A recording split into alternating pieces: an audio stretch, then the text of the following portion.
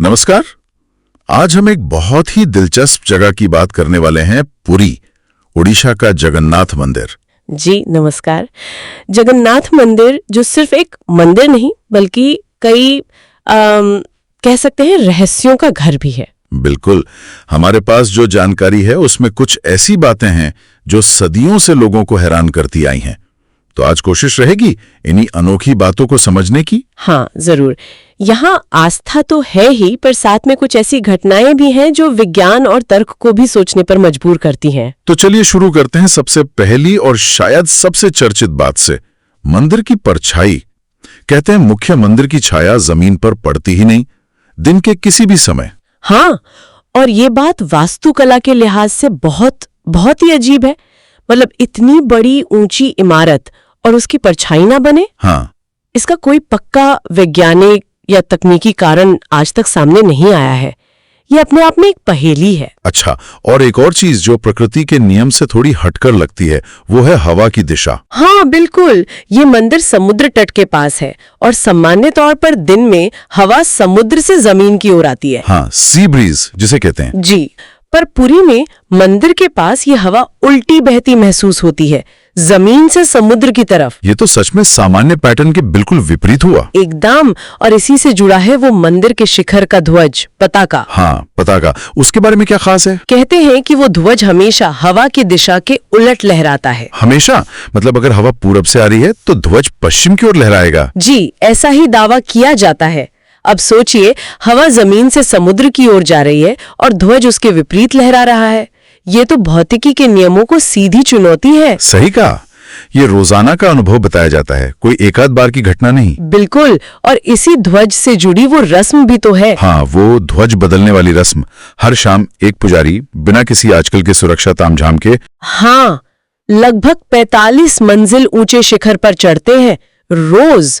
सदियों से ये परंपरा चली आ रही है। कल्पना करना भी मुश्किल है, इतनी ऊंचाई पर रोज ये काम करना। ये सिर्फ आस्था नहीं, ये अटूट समर्पण और शायद मानव क्षमता की भी मिसाल है।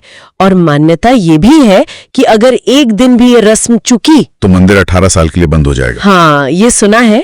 ये बात इस रस्म को और भी महत्वपूर्ण बना देती है। बिल्कुल। अच्छा, एक और बात जो अक्सर लोग बताते हैं, हाँ। मंदिर के ऊपर, हाँ। मंदिर के ठीक ऊपर से कोई पक्षी या विमान उड़ता नहीं दिखता। अच्छा, पक्षी भी नहीं? ये तो और भी अजीब है। विमान का तो शायद नो फ्लाई जोन जैसा कुछ हो सकता है, पर पक्षी? हाँ, पक्षी भी नहीं।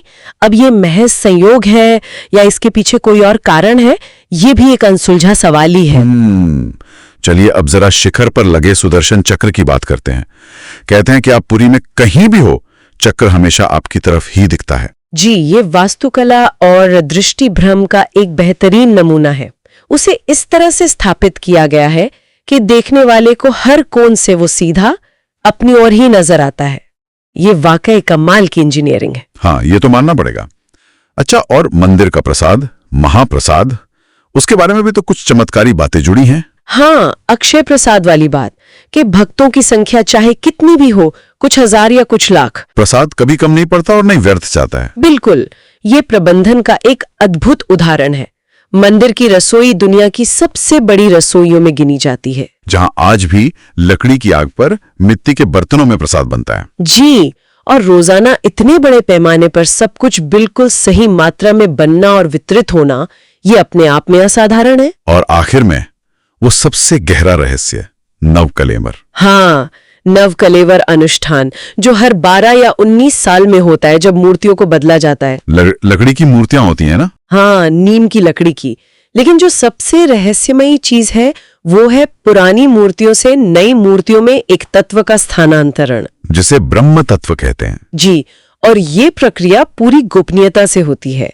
मुख्य पुजारी आंखों पर पट्टी बांधकर ये करते हैं। और उन्हें भी नहीं पता होता कि वो तत्व असल में है क्या, या वो बता नहीं सकते। उन्हें बताने की अनुमति नहीं होती। वो तत्व क्या है, कैसा दिखता है, महसूस होता है, ये आज तक एक रहस्य है। तो अगर हम देखें, छाया का न होना, हवा और ध्वज का उल्टा व्यवहार, पक्षियों का न उड़ना, प्रसाद का चमत्कार और ये नवकलेवर का गूढ़ रहस्य, ये सब मिलकर जगन्नाथ मंदिर को वाकई बहुत रहस्यमय बनाते हैं। सही कहा।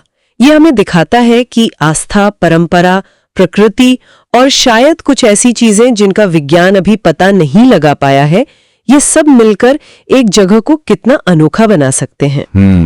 ये सोचने पर मजबूर करता है कि हम कितना कम जानते हैं। बिल्कुल, ब्रह्मांड रहस्यों से भरा पड़ा है। और श्रोताओं के लिए हम एक सवाल छोड़ जाते हैं, ये जो ब्रह्म तत्व है जिसे नवकलेवर में इतनी गोपनीयता से बदला जाता है, आखिर वो क्या हो सकता है? सदियों से इस राज को बनाए रखने के पीछे क्या वजह हो सकती है? सोचिएगा जरूर।